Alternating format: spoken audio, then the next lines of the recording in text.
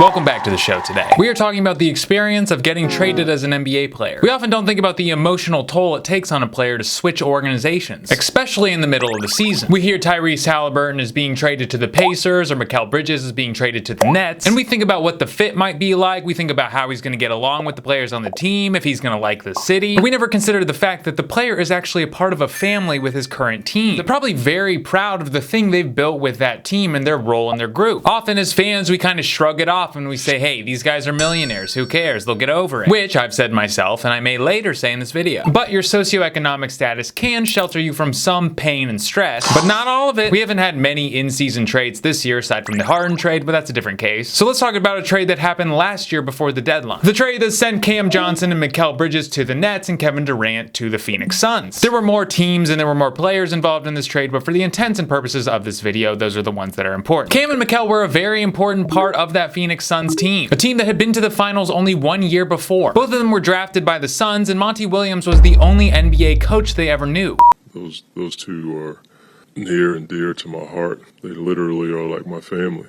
They know how much we care about them. They understand the business side of it, but they also understand that there's a human side, an emotional side, a connection is greater than the business side. Monty points out that this is a business, but I like that he says there's a more important part, the emotional side. Beyond the jerseys, beyond the stadiums, beyond the fans, this is a group of people spending their day in and day out together, getting to know each other, bonding. Whether it's in the training facility, in practice, or on a bus from the airport, these guys are building trust. And when a player is suddenly traded, their life is uprooted. Along with the fact that you're being extradited from your quote-unquote family, in addition, you're being told implicitly that you're not good enough, and you're going to experience the god-awful feeling of rejection. Matt Ishbia, the new owner of the Suns, called this day that the trade went down the transformation day, believing the choice he had made to give up Mikal and Cam Johnson for Kevin Durant was the best decision for the team and ultimately made it better. It hasn't, but that's neither here nor there. Luckily, Cam and Mikal were traded together, and they always thought they were going to be traded together. Since the summer before, Kevin Durant had said he wanted to go to the Suns, and he had demanded a trade. Mikal and Cam were the obvious pieces to go back to the Nets. So as a way of coping with the stress of possibly being traded, they were always making jokes about it. Even when I got to Brooklyn that day before when we was about to play them, I was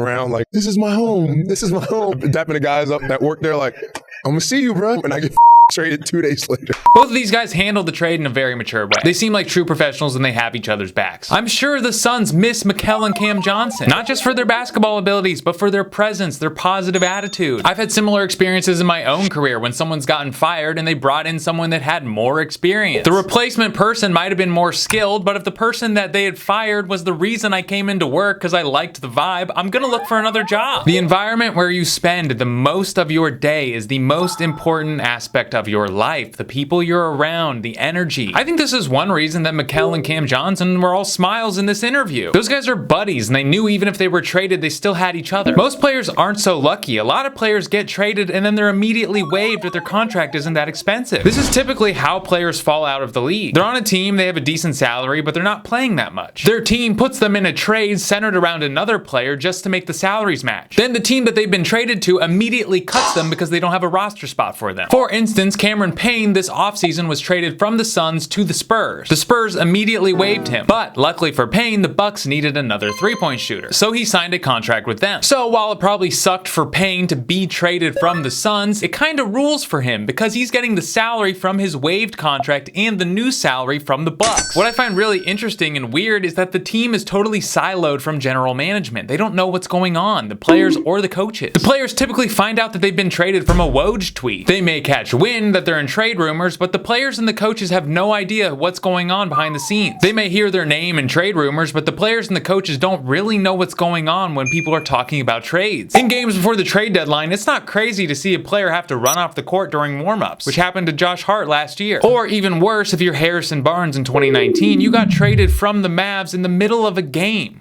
This is being reported, folks, from Bleacher Report. Harrison Barnes, mid-game, He's being traded to Sacramento for Justin Jackson and Zach Randolph. This looks way worse than it is because Harrison knew there was a deal in the works. But he decided to suit up anyway one last time for the Mavs. Even when he found out that he'd been traded, he stayed out on the court until the end of the game. Barnes liked being a Maverick. He liked his team. He wanted to stay. I think the Kings saw what type of person Barnes was, and that's why they wanted to trade for him. Barnes has signed multiple contracts with the Kings after. He's a good presence to have in the locker room. I think the fact that Barnes suited up and played and stayed on the court proves my point. For most players, this isn't their job. This isn't a business. This is their life's work. A good team will compartmentalize the business and focus on the work. When players start getting involved in personnel issues, that's when things get ugly. Whether it's LeBron demanding that someone be traded from the Lakers, or Kevin Durant demanding the coach be fired, or Harden saying he wants out of the Sixers, it's all gross for us fans. We would at least like to believe that the players see this as a mission, not a business. A team I've really enjoyed watching this year is the Orlando Magic. That's a group of guys that play for each other. I believe I was listening to Cole Anthony in an interview say that any night it can be anyone's night. There is no hierarchy on the team. Anyone can be an all-star. No one's trying to be. Everyone on that team plays defense and everyone plays hard, especially Jalen Suggs. I like this team because I feel the love when I watch them play. So I thought this was really funny. Cole Anthony imposed a fine for any player or coach who talked to Mo Bamba during the 76ers game last week. Mo had been traded to the Lakers during the deadline last year. And obviously this was a joke. This was Cole's way of showing him love. After the game, they were all grins and dapping each other up. I'm sure last year they were devastated about Bamba's trade. Probably felt like they were losing a friend. And one thing upper management needs to consider is that when you trade a guy, he's gonna come back and try to make you regret it. Drew Holiday is one of the most mature players in the league. He handled this interview really well before the Boston Celtics played the Milwaukee Bucks, the team that had traded him. And they're trying to provoke him into saying that he's gonna get a revenge game on the Bucks. I think that they got what they wanted, so I can't be mad at that. Warning would have been cool. I'm in the best place that I can be to compete against them, which for the top team in the East. He doesn't really take the bet, but you can tell in the subtext that he really wants to beat him. Drew Holiday helped bring a championship to Milwaukee. The Bucks actually made a trade for him. There's no way he's not thinking, I want them to know they made a mistake. The Celtics won that game, by the way. Drew only had 5 points though, so one thing I would like to see, and this is crazy, I know, but I'd like to see prohibiting in-season trades. I don't like that a player can be traded in the middle of the season, even if they want to be. I think the roster should be locked aside from free agency signings. I think this would build a better team camaraderie and it would provide more security for the players. It would also eliminate trade demands because if a player isn't traded before the beginning of the season, he's stuck with the choice of sitting out the entire season or figuring it out and making it work with his team. Another solution is to allow for more no trade clauses. Under the current CBA, it's hard to even qualify for a no trade clause. Right now, I think Bradley Beal is the only player with a no trade clause in his contract. I think every player should be able to have it in his contract if they want. I don't understand why the league wouldn't want that to be an option. The NBA should want players to feel like they want to commit to their teams, and the team should feel like they want to commit to their players. All right, thank you for being here.